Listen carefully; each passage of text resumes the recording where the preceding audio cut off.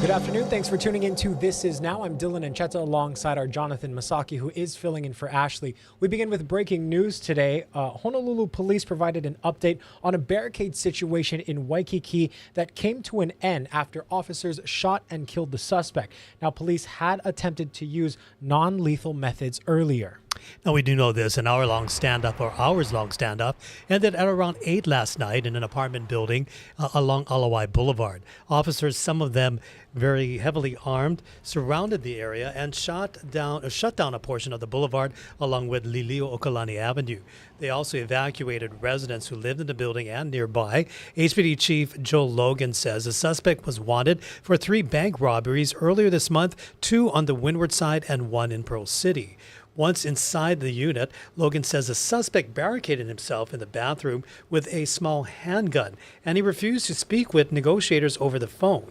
He says that the man pointed the firearm at an HPD drone that flew up to the unit. Logan told reporters that officers with the Specialized Services Division later deployed chemical rounds or pepper spray canisters into the unit. That was at about 4 a.m. That's when he says the suspect exited and pointed a firearm at officers in response, and 4 officers shot and killed him. Now, we will have more on this story coming up on later editions of Hawaii News Now, but we want to shift to another major story. A major technology outage has snarled operations at companies around the world. Now, this is impacting everything from airlines to hospitals. Our Bradley Blackburn has more.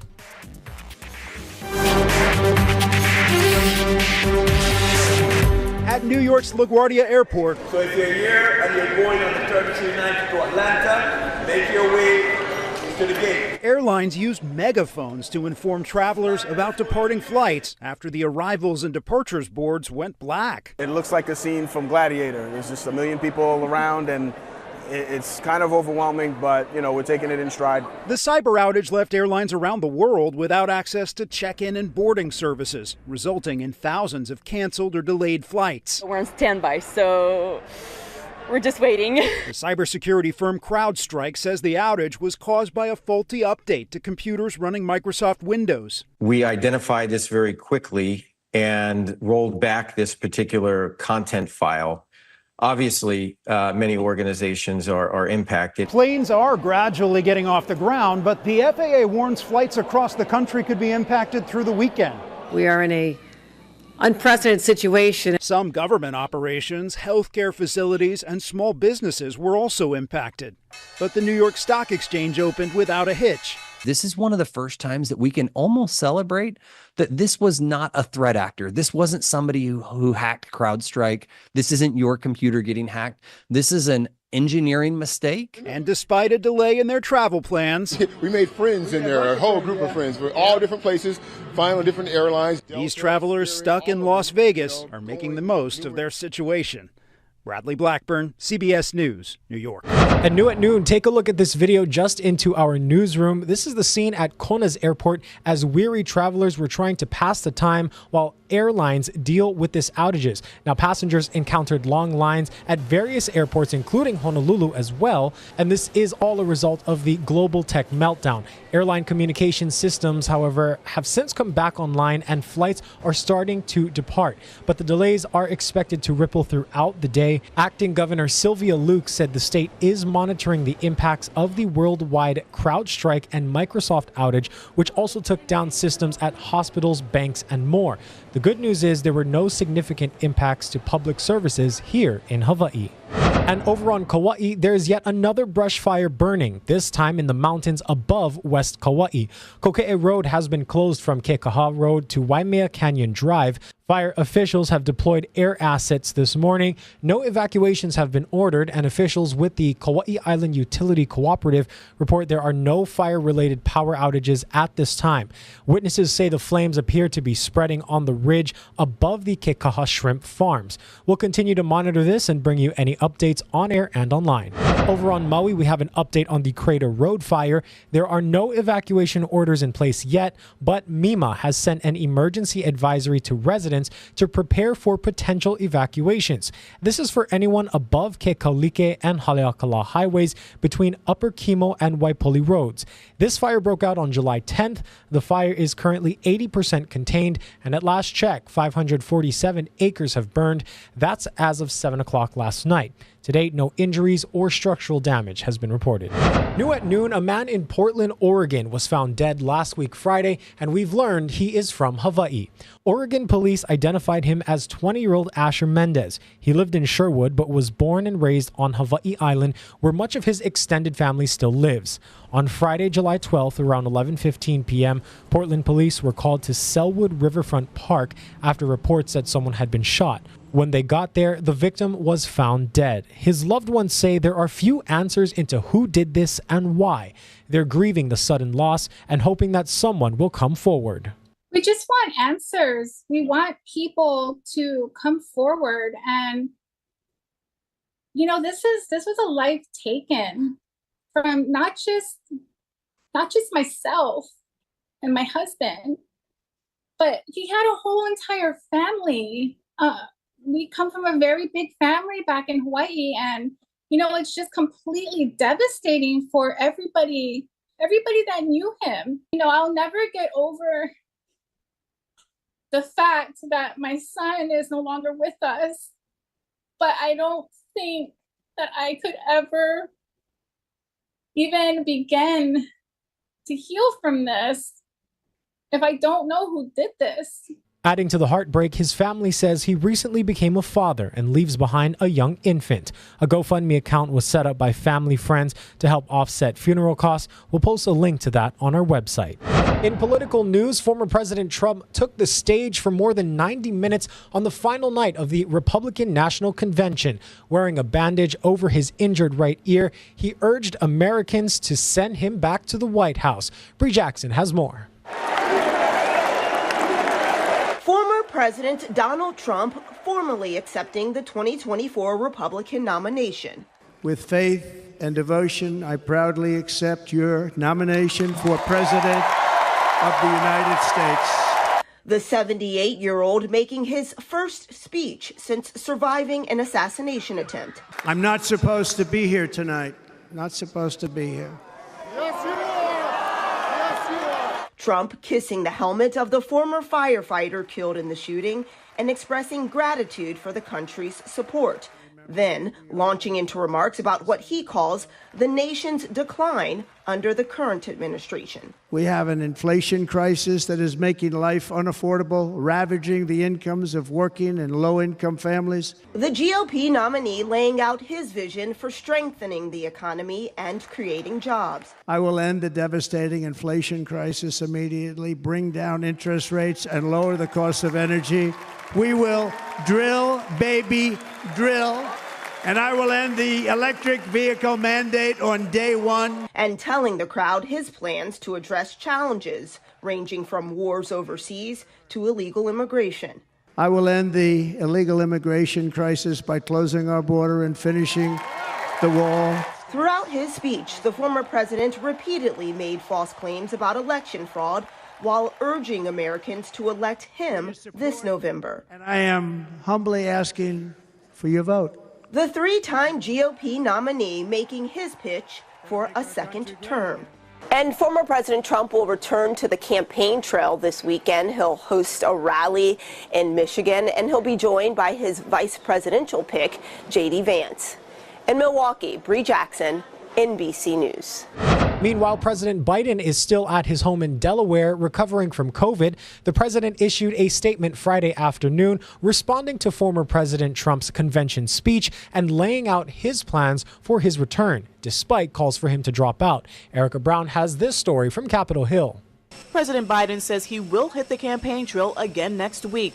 He has the vision, I believe, the ability, the capacity, and the track record to make a case to the American people that will result in us being successful in November. Biden campaign chair Jen O'Malley Dillon said on MSNBC that the president can win in November, despite his age and struggles since the first presidential debate. I'm not here to say that this hasn't been a tough several weeks for the campaign. There's no doubt that it has been. And we've definitely seen some slippage in support, but it has been a small movement. The Biden campaign touted support from the PAC supporting the Congressional Hispanic Caucus today, but that came as at least a half dozen more Democrats joined a growing list of lawmakers calling on him to step aside. A big part of his legacy should be him stepping aside and allowing for that new leadership. And I think the country is ready for that. And a new Democratic group is paying for a commercial to play on MSNBC in Washington, D.C. and Delaware. Be the leader we know you are.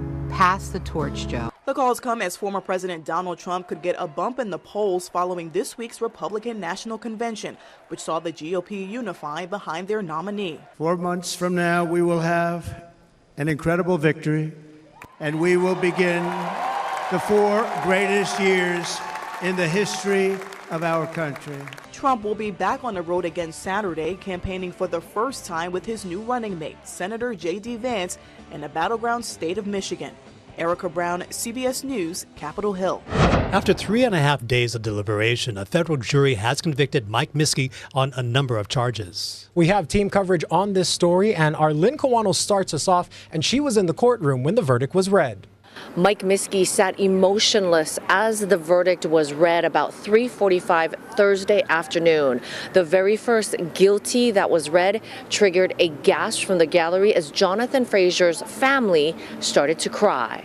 Miske was found guilty of murder, attempted murder, conspiracy to commit murder, kidnapping, conspiracy to use a chemical weapon, obstruction of justice, and racketeering. He was found not guilty of bank fraud, drug crimes, and another count of attempted murder. The charge legal experts thought would be difficult was the murder and other crimes connected to the disappearance of Jonathan Frazier in 2016. Frazier was involved in a car accident with Miske's son that eventually killed Caleb Miske. It shows the jury really listened to the evidence and the facts because they discerned there were counts that were not guilty and counts that were guilty, which means they really piecemealed the case. They cut it up and looked at each charge and decided whether there was evidence beyond a reasonable doubt or not. So I think the verdict itself shows that this jury really paid attention and did its job. The jury has spent 6 months on this case, but their work is not done yet. Now they must decide on forfeiture if Miske's homes, cars, and boats were proceeds from his crimes. The jury will likely have to endure another week to determine that. So now they're going to have a separate hearing in front of the same jury where it's going to be decided which property should be allowed to be seized by the government and which has to be returned. The judge called that phase 2 of this case, and he says that begins on Monday. I'm Lynn Kawano, Hawaii News Now. And this has been an ongoing case for the past 6 months. We have more details coming up as to the outcome of the verdict. Our Ben Gutierrez continues our team coverage. He was outside federal court and got more reaction. The family of Jonathan Frazier say they've been waiting for this day. They've been blaming Mike Miske for Frazier's disappearance 8 years ago. Today we got justice for Johnny.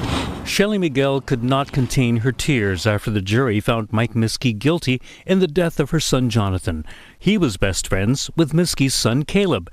Frazier survived the car crash they were in 9 years ago, but Caleb did not. Prosecutors say Miske blamed Frazier and ordered his death. The young man's body was never found. I want my son back. I want to know where Johnny is. I want to bring my son home, please. Frazier's then-girlfriend Ashley Wong put up missing person signs when he disappeared, and she gave 4 days of often tearful testimony against Miske. The jury also found Miske guilty of attempted murder for a plot to kill one of his operatives, Joe Boy Tavares, in 2016. But jurors found Miske not guilty of trying to kill Lindsay Kinney, who went live on social media after he was shot at in 2017. They didn't shoot at me, and they didn't miss. Ready, cool wrench. I promise, bro, it's gonna cost ya. Kinney claimed Miske wanted him dead after he turned down his request to kill Jonathan Fraser. Kinney is currently serving time for threatening to kill a DLNR official and his family. Ben Gutierrez, Hawaii News Now. And you're looking at a live shot of Honolulu right now. Nice conditions out there, but a bit warm. So we'll have more on what's happening in our weather coming up on This Is Now.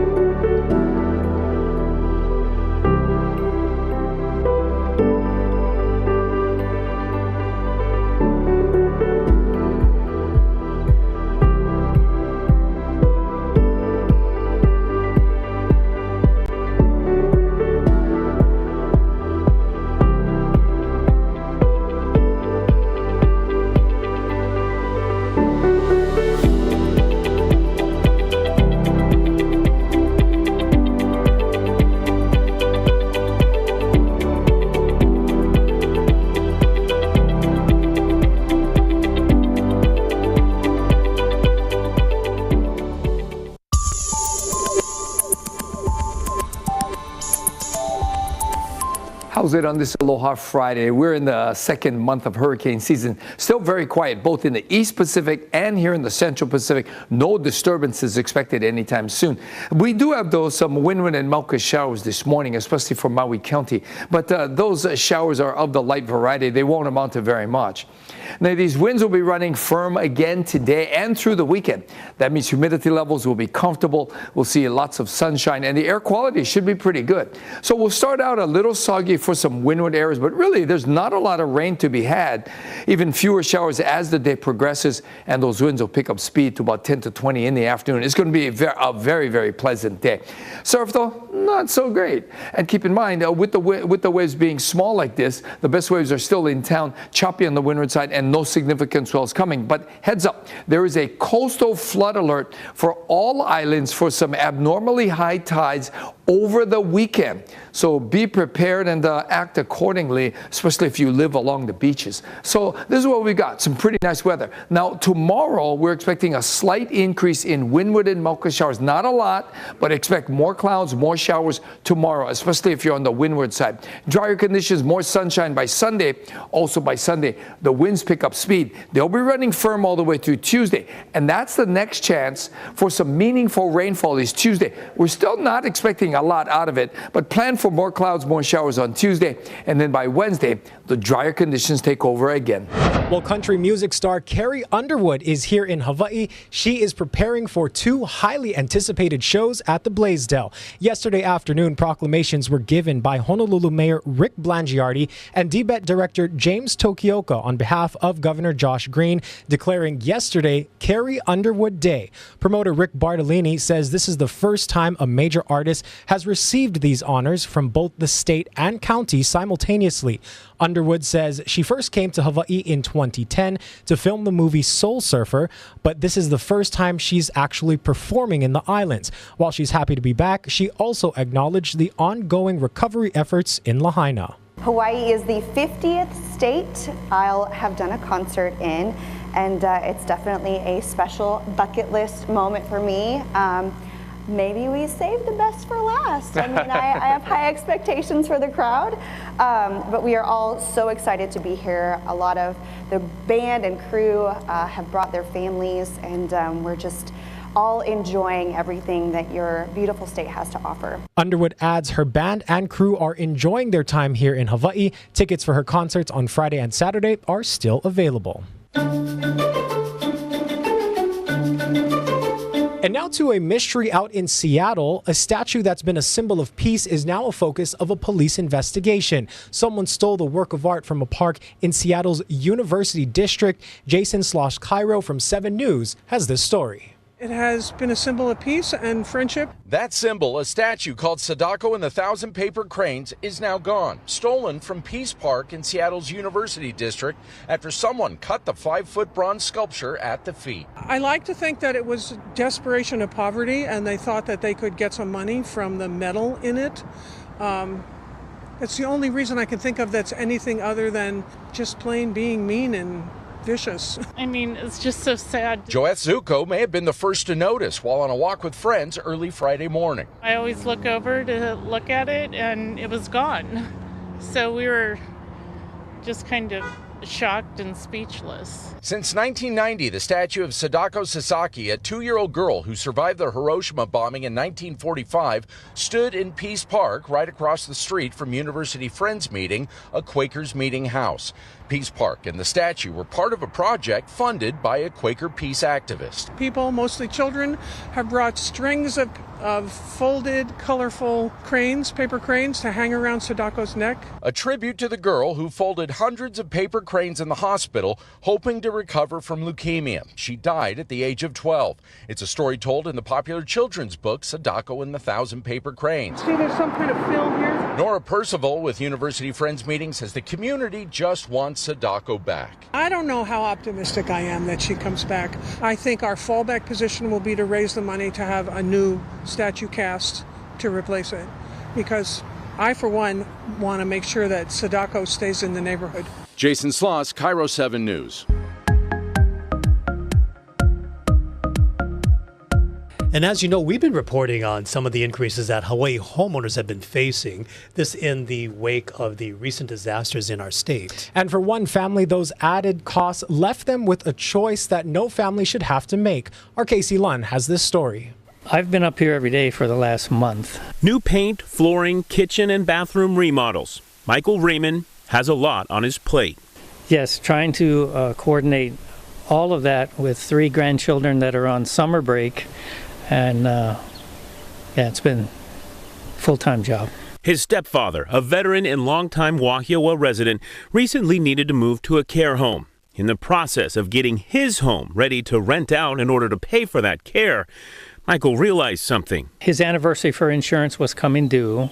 He got a letter from the company saying they were doubling both the hurricane and the fire insurance. He canceled, found another local insurer, but they ended up only covering the home for a month. They didn't want to take the risk based on what happened with the Lahaina fires. They were being more selective.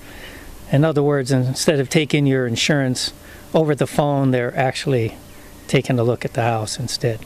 So the first thing we had to do was the appearance of the home. And that was, the white roof was no longer white. The yellow vinyl siding was no longer yellow. It was kind of a mold and mildew kind of a tint. So the first person I called was Soft Wash. Enter Donovan Morgan and Soft Wash Hawaii. The gentleman's property that we're doing this morning kind of hit home. Gentleman's 84 years old, having some difficulties. And if you can imagine getting a notice saying that they're going to cancel the policy, your insurance policy for your home. So yes, the house is a little unkept, but to make things right, we at South Wash Hawaii like to do the right thing.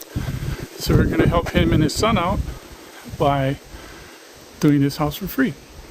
A veteran himself, Morgan had the tools, the means, and the heart to provide Michael and his family with some help. I was shocked because in today's business world, you hear it all the time. They can't get employees. Inflation is killing companies. And for the gentleman to step up and say, it's on the house. I just looked at my budget and I just was so happy to cross that off and then move somebody else up. Being a veteran myself, I could understand what he was going through, and having served your country.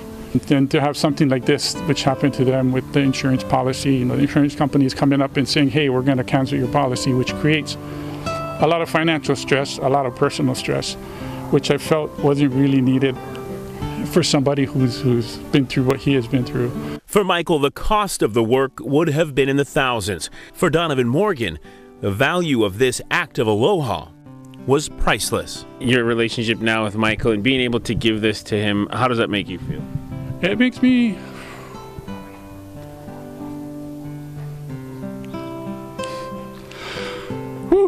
sorry about that. I know what it's like to go without. I know what it's like to be in a bad position. And I've always been a person. I enjoy giving back. A beautiful act of aloha there. Thank you so much to Casey Lund for that report. Yeah. And we'd also like to thank Jonathan Misake for filling in on this Aloha Friday. We hope you all have a wonderful Aloha Friday and enjoy the rest of your weekend. Stay safe.